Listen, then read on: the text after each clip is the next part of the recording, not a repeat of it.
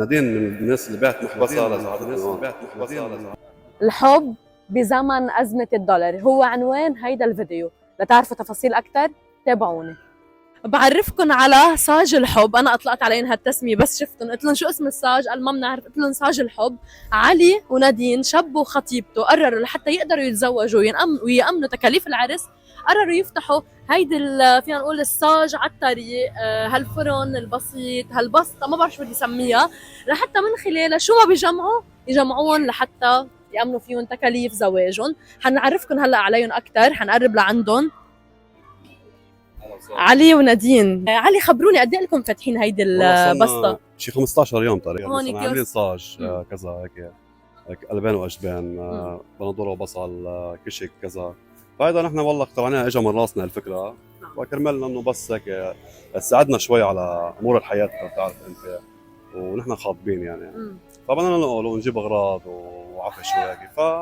مثل ما بقولوا البحصه بتسند جره كيف. فقررنا نعملها ويا ان شاء الله على الله.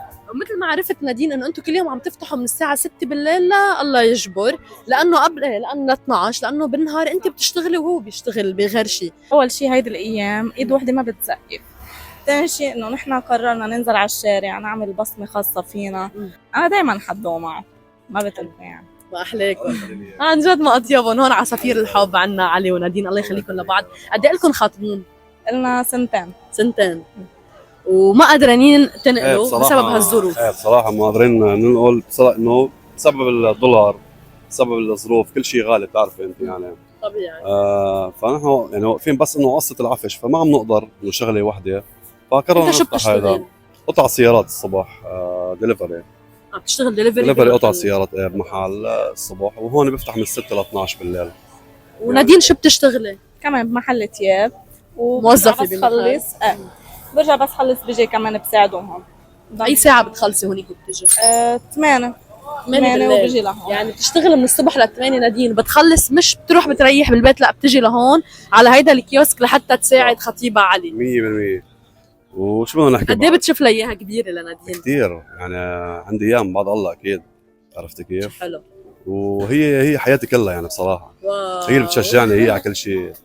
هي شجعتني، هي اصلا اعطتني باور لهذا الشيء. فهمت علي كيف؟ انه اشتغل حتى لو 24 ساعه. واو. ما عندي مشكله، بس المهم انه نتجوز ونفتح بيت ونستر هذه ان شاء الله يا رب. ان شاء الله. بدكم توعدوني وقت عرسكم تقولوا لنا، ومن هون بدنا نجي نزفكم. اكيد عيونك اكيد ان شاء الله يا رب. بطول يعني تشرفنا فيك. انت يعني قصه كبيره عنا. تسلم. طب معلش اذا تدخلت انتوا قد ايه بالشهر مثلا انت بتطلعي؟ قد ايه انت بتطلع بالشهر غير الساج؟ هلا انا شيء $250 بالشهر، وهي شيء $200 بالشهر. بس مش رايح شيء منهم لإلنا. كله رايح للبيت، للزواج، بتعرفي هلا اجار بيت كذا. انتوا استاجرتوا بيت بس بعد ما قادرين تفرشوه؟ ايه. اوكي. نحن عندنا بيت استاجرينه عم ندفع اجاره ومش قادرين نفرشه بصراحه يعني. فهمت علي كيف؟ يعني عندنا غاز وبراد غاز وغساله وبراد جبتوهم؟ جبناهم ومستعملين. بدي اكثر من هيك بس الحمد لله رب العالمين. يعني عن جد ما احلاك. يعني ايدي بايدها ان شاء الله. بس العفش الاساسي اللي بعد ما قدرتوا تجيبوا لا غرفه قعده ولا غرفه نوم ولا صالون يعني ولا شيء. وعلي شويه دين. هلا اذا ان شاء الله بس سكروا شويه الدين بقدر تصير ادفع دفعات للعفش الكبير يعني. الدين عليك بسبب هيدي الكيوسك؟ بسبب هيدي صح. قد ايه كلفك؟ قد ايه تدينت لتفتح هيدي؟ صراحه دينت المعلم اللي بشتغل انا وياه يعني دليفري عنده، دينت منه $400. فعم سكره يوم بالجمعه.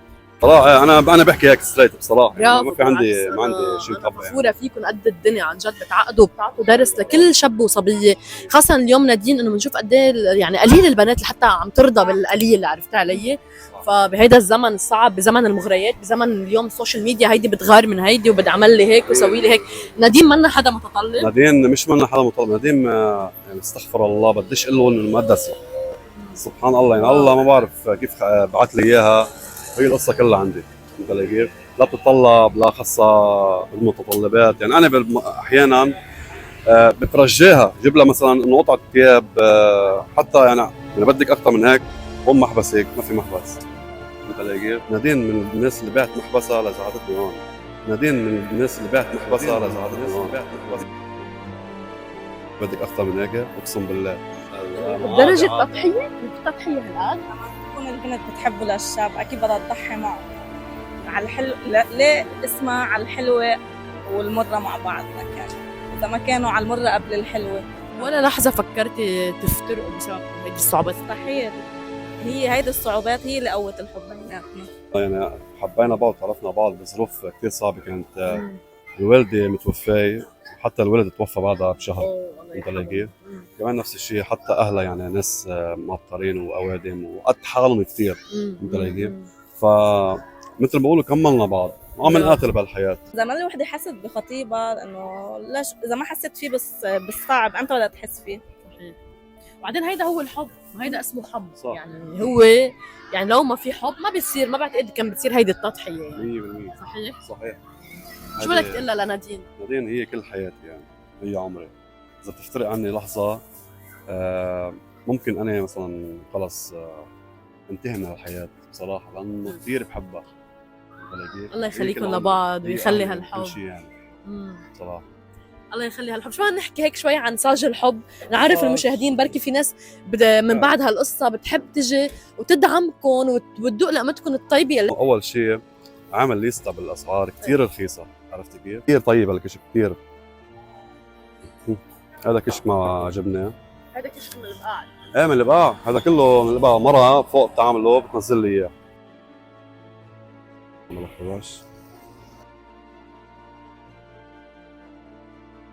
فهيدي الحبش والاشقوان والموزاريلا مع مايونيز وخس وهيك عاملها ب 100,000. الزعتر 40، مرتديلا وجبنه موزاريلا 80,000. كل يوم بننظف ونجهز من اول وجديد. هذا كله مع البندوره والبصل والكشك والزعتر كله طازه كل يوم. مهما لفيت وبتدور ما إلك الا صاج الحب. الله عن الله خيك علوش. الله كبير. قول ولا يهمك، علوش بشيل همك. مايونيز كبير يا حسون كبير. الحب بشيل همك، الحب بشيل همك.